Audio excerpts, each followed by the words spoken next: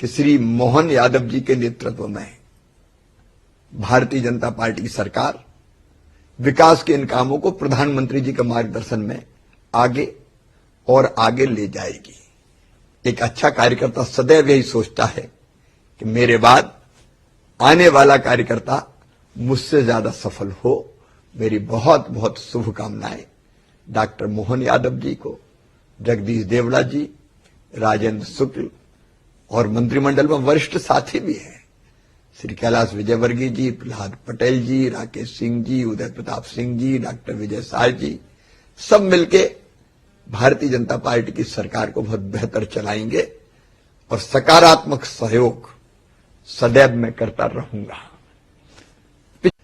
2023 जा रहा है, 2024 आ रहा है, नए वर्ष का स्वागत। लेकिन जब पुराने की तरफ में नजर डालता हूं तो मेरा मन आनंद और आत्मसंतोष से भर जाता है। भारतीय जनता पार्टी ने फिर विशाल बहुमत से अब तक के सबसे ज्यादा वोट प्रतिशत लेकर फिर सरकार बनाई है और इसका अर्थ सीधा यह है कि सरकार के कामों से मध्य प्रदेश की जनता प्रसन्न थी, आनंदित थी। विकास और जन कल्याण दोनों ने जनता के दिल और दिमाग पर गहरा असर डाला था, इसलिए हमको भारी बहुमत मिला। प्रधानमंत्री जी की लोकप्रियता, संगठन के कार्यकर्ताओं का काम, समविचारी संगठनों के प्रयास, सबने जीत में महत्वपूर्ण भूमिका निभाई है। लेकिन सरकार के कामों का इसमें बहुत महत्वपूर्ण योगदान है, चाहे वो विकास के हो या जन कल्याण के काम हो।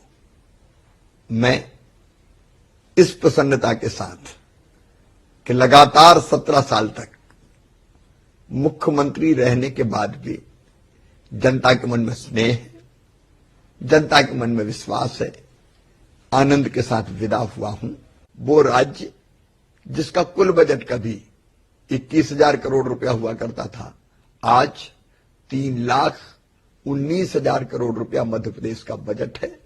पर कैपिटा इनकम बढ़ के सीधे 11,000 से 1,40,000 रुपया तक पहुंची है और जीएसडीपी हमारी जो कभी 71,000 करोड़ रुपए की हुआ करती थी, आज 13.5 लाख करोड़ तो पिछले साल थी, इस बार 15 लाख करोड़ क्रॉस कर जाएगी। तो मन में संतोष है कि मध्य प्रदेश की प्रगति और विकास में बहुत उल्लेखनीय काम हम दे पाए।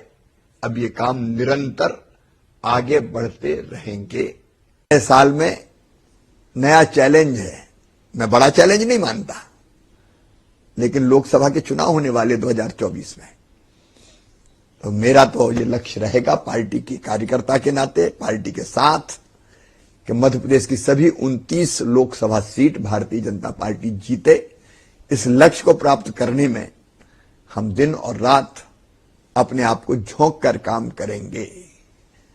और इसके साथ साथ भारतीय जनता पार्टी, मेरे राष्ट्रीय अध्यक्ष आदरणीय जेपी नड्डा जी, पार्टी, प्रधानमंत्री जी जो काम देंगे कार्यकर्ता के नाते उस काम को मैं करूंगा, क्योंकि भारतीय जनता पार्टी मेरे लिए पद प्राप्ति का माध्यम नहीं है।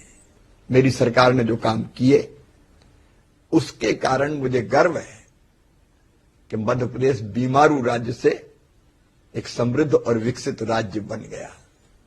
एक जमाना था सड़क, बिजली, पानी कहीं भी पर्याप्त व्यवस्था नहीं थी, लेकिन सड़कों का जाल हो, सिंचाई का पानी हो, पीने का पानी हो, बिजली का बेहतर इंतजाम हो, और कृषि के क्षेत्र में तो मध्य प्रदेश ने नए रिकॉर्ड स्थापित किए हैं। एग्रीकल्चर ग्रोथ मध्य प्रदेश की 18+, कई बार 22% तक रही है, जो अपने आप में दुनिया में एक रिकॉर्ड है। और केवल खेती नहीं, खेती के साथ साथ सीएम राय जैसी परिकल्पना इस बार साकार की। शिक्षा के क्षेत्र में, स्वास्थ्य के क्षेत्र में कई मेडिकल कॉलेज का निर्माण हुआ। लगभग 30 मेडिकल कॉलेज अब मध्य प्रदेश में हो जाएंगे। शहरी विकास हो, ग्रामीण विकास हो, मध्य प्रदेश की तस्वीर बदल गई है।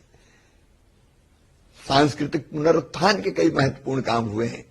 महाकाल महालोक हो, देवी लोक हो, राम राजा लोक हो, हनुमान लोक हो, संत रविदास जी का भव्य और विशाल मंदिर हो, रानी दुर्गावती का स्मारक हो। जिनके माता पिता नहीं थे, 7 बेटी हम अपने घर ले आए। मेरी धर्मपत्नी ने उनको पाल पोस के बड़ा किया, पढ़ाई लिखाई शादी विवाह सब किया।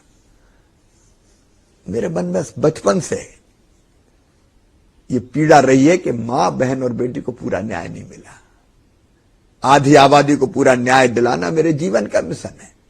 और इसलिए मुख्यमंत्री बनते ही लाडली लक्ष्मी योजना और उसके बाद लाडली बहना तक का हमारा सफर, ये महिला सशक्तिकरण का एक बहुत प्रमुख आयाम था।